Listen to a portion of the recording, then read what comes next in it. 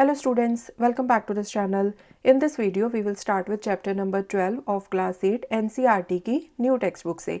Name of the chapter is factorisation. PSCB board की text book का ये same chapter हम ऑलरेडी इस चैनल के ऊपर अपलोड कर चुके हैं.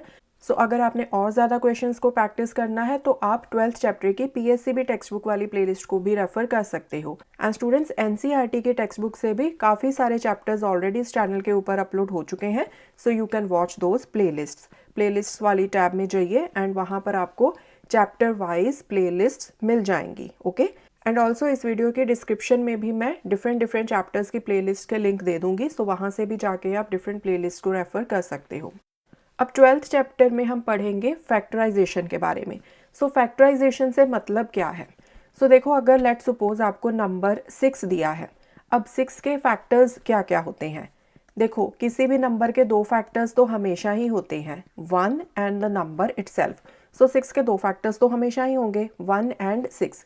इसके अलावा 6 देखो 2 के टेबल में आता है, 2 इंटू 3 ये 6 होता है. सो दैट मीन्स 1 एंड 6 के अलावा इसके ये वाले दो फैक्टर्स हो गए. ठीक है. अब ये हमने फैक्टर्स बनाए हैं इस तरह से. अगर हमें कोई नंबर दिया है, कोई न्यूमरिक नंबर दिया है, सो सिमिलरली अगर हमें कोई एक्सप्रेशन दिया हो तो उसके फैक्टर्स क्या होते हैं? लेट्स सपोज हमारे पास है 5xy. हमें बोला जाए कि इसके फैक्टर्स बताओ. अब 5xy कैसे बना? 5 इंटू एक्स इंटू वाई. सो 5xy के फैक्टर्स क्या हो जाएंगे? 5x and y. ठीक है. नाउ 5x एंड y इनको आप फर्दर और सिंप्लीफाई नहीं कर सकते, राइट? सो ऐसे फैक्टर्स को आप क्या बोलते हो? Irreducible factors. जैसे कि यहाँ नंबर्स के केस में हम बोलते थे ना कि प्राइम फैक्टर्स बनाओ. सो एक्सप्रेशंस के केस में हम प्राइम फैक्टर्स नहीं बोलते, हम बोलते हैं इररिड्यूसिबल फैक्टर्स.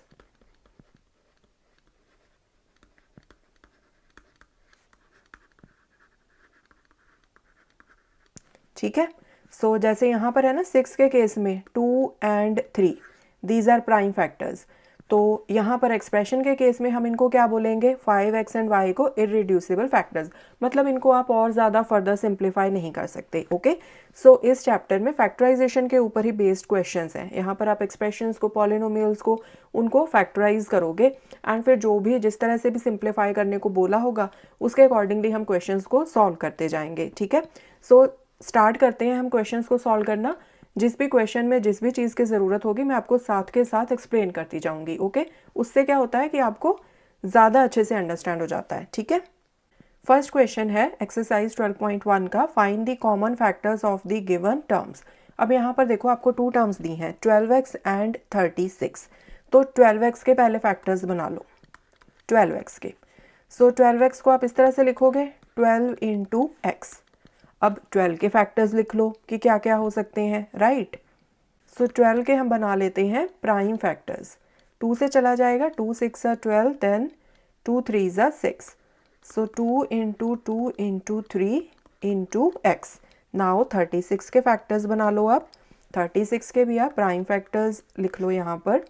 सो 2 से जाएगा पहले, 18 आ गया, 2 9 18, देन 3 3 9. सो 2 इंटू 2 इंटू 3 इंटू 3. अब देखो यहाँ पर कॉमन फैक्टर्स कौन कौन से हैं? एक तो 2 कॉमन है दोनों में, एक और 2 कॉमन है. ठीक है. एंड ऑल्सो एक 3 भी कॉमन है.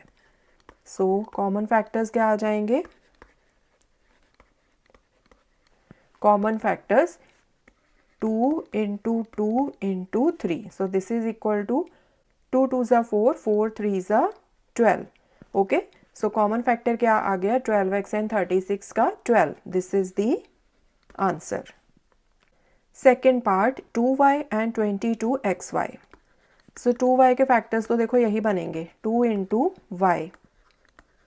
22xy इसके फैक्टर्स बना लो. सो 22 के प्राइम फैक्टर्स क्या बन जाएंगे? सिंपल ही है बिल्कुल, 2 के साथ डिवाइड कर लो इसको. सो 11 2 22. सो इसके फैक्टर्स बन गए 2 into 11 into x into y. So common factors क्या बन गए? कॉमन फैक्टर्स आर, देखो एक तो दोनों में 2 कॉमन है, देन y भी कॉमन है, right? So common factor is 2y. This is the answer. Okay. Third part 14pq, 28p²q²। So 14pq, 14 के क्या फैक्टर्स बन जाएंगे, 2 इंटू 7, साथ में है p, साथ में है q। Then we have 28p²q² equals to 28 के फैक्टर्स बना लो, प्राइम फैक्टर्स बना लो मतलब। सो ये वाले बन गए, ठीक है। सो 2 into 7 into 2 into p into p into q into q। सो p² को मैंने लिख दिया p इंटू p, q² को मैंने लिख दिया q into q। So common factors are, मैंने शॉर्ट फॉर्म में लिख दिया इस तरह से CF, आप पूरा भी लिख सकते हो। सो एक तो देखो 2 कॉमन है दोनों में, सो 2, 7 कॉमन है दोनों में, 7 आ गया। एक p कॉमन है, एक q कॉमन है, राइट। सो 7 2 ज़ा 14 pq, this is the answer, ठीक है जी। नेक्स्ट है 2x देन 3x² देन 4। यहाँ पर 3 टर्म्स हैं, सो जो कॉमन फैक्टर आएगा ना वो तीनों का कॉमन फैक्टर होना चाहिए। सो 2x के तो देखो 2 ही फैक्टर्स बनेंगे, 2 एंड x। 3x² के 3 फैक्टर्स हैं, 3x x। 4 के क्या फैक्टर्स बनेंगे, 2 इंटू 2। 4 को मैं इस तरह से लिख सकती हूँ ना, 2 इंटू 2, राइट। 4 के यही फैक्टर्स बनेंगे, prime factors, 2 into 2। So common factor is equal to, अब यहाँ पर देखो, यहाँ पर 2x में है, 4 वाले में भी है, बट 3x² में 2 नहीं है। सिमिलरली x यहाँ पर है, बट यहाँ पर नहीं है। 3 सिर्फ यहाँ पर है, फर्स्ट एंड लास्ट टर्म में नहीं है। सो बेसिकली यहाँ दिखने से हमें यही दिख रहा है कि यहाँ पर कोई भी कॉमन फैक्टर नहीं है। सो अगर गिवन टर्म्स में आपको कोई भी कॉमन फैक्टर ना दिखे तो हमें पता है कि ईच टर्म का ये वाला फैक्टर तो होता ही है हमेशा 1, ठीक है। 2x को मैं इस तरह से लिख सकती हूँ ना, 2 इंटू एक्स इंटू 1। किसी भी नंबर को आप 1 से मल्टीप्लाई करोगे तो कोई फ़र्क नहीं पड़ता, राइट, उसकी वैल्यू में। इसी तरह से 3x² के ये जो फैक्टर्स हैं इनके साथ भी मैं इस तरह से लिख सकती हूँ, इंटू 1। यहाँ पर भी मैं लिख सकती हूँ इंटू 1। सिमिलरली 4 के केस में यहाँ पर भी मैं लिख सकती हूँ इंटू 1, राइट। सो अगर गिवन टर्म्स में कोई भी कॉमन फैक्टर ना हो तो आंसर में आपने ये नहीं लिखना नो कॉमन फैक्टर या आप 0 लिख दो, वो गलत हो जाएगा। आपने लिखना है common factor is 1, right, this is the answer. क्योंकि किसी भी नंबर को आप इस तरह से लिख सकते हो। अगर आपको 2 दिया है तो आप उसको लिख सकते हो 2 इंटू 1। 6 दिया है तो आप उसको भी लिख सकते हो 6 इंटू 1, राइट, क्योंकि सेम ही चीज़ आएगी, उसकी वैल्यू में कोई डिफरेंस नहीं आएगा। सो अगर गिवन टर्म्स में कोई भी कॉमन फैक्टर ना हो तो आपने आंसर में कॉमन फैक्टर में क्या लिखना होता है, 1, ओके। नेक्स्ट है 6abc, 24ab², 12a²b। तो 6abc के फैक्टर्स क्या आ गए, 6 इंटू ए इंटू बी इंटू सी। सो 6 को मैं इस तरह से लिख सकती हूँ 2 इंटू 3, ठीक है, 2 3 ज़ा 6, साथ में आ गया ए, साथ में आ गया बी, साथ में आ गया सी। 24ab²। सो 24 के आप प्राइम फैक्टर्स बना लो, 2 से चला जाएगा 12, देन 6, देन 3। सो 2 इंटू 2 इंटू 2 इंटू 3, साथ में a, b² को इस तरह से लिख लो b इंटू b, ठीक है। Then you have 12a²b। सो 12 के फैक्टर्स बना लो, 2 6 ज़ा 12, देन 2 3 ज़ा 6। सो 2 इंटू 2 इंटू 3। a² को आप इस तरह से लिख सकते हो a इंटू a, साथ में b, ओके। अब देखो कि इनमें कॉमन फैक्टर्स कौन कौन से हैं। 2 कॉमन है सभी में, देन यहाँ पर 3 है, यहाँ पर भी 3 है, यहाँ पर भी 3 है, ठीक है। सो ये भी कॉमन आ गया। देन a ये भी कॉमन आ जाएगा। देन b b ये भी कॉमन आ जाएगा, ठीक है। So common factor is equal to 2 multiply by 3 multiply by a multiply by b। So ये क्या आ गया, 6ab, ठीक है। So this is the answer. Next यहाँ पर 16x³ के फैक्टर्स लिख लो पहले। 16 के प्राइम फैक्टर्स बना लो, 2 8 ज़ा 16, 2 4 ज़ा 8, देन 2 2 ज़ा 4।